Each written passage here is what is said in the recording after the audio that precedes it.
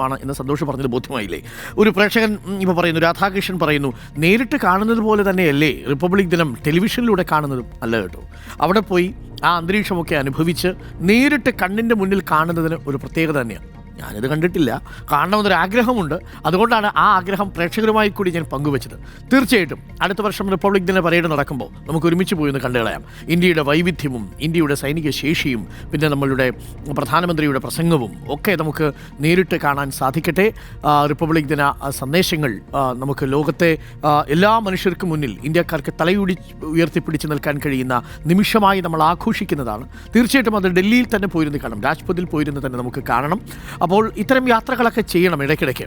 ആ യാത്രകളൊക്കെയാണല്ലോ നമ്മളെ കൂടുതൽ സ്ട്രെസ്സിൽ നിന്നൊക്കെ റിലീവ് ചെയ്യുന്നത്. നിങ്ങളുടെ തിരക്കുകളിൽ നിന്ന് അല്പമൊക്കെ ഒരു ബ്രേക്ക് എടുക്കുക. ഇതിനൊക്കെ ഒരു പ്ലാനിങ് ഉണ്ടായാൽ മതി.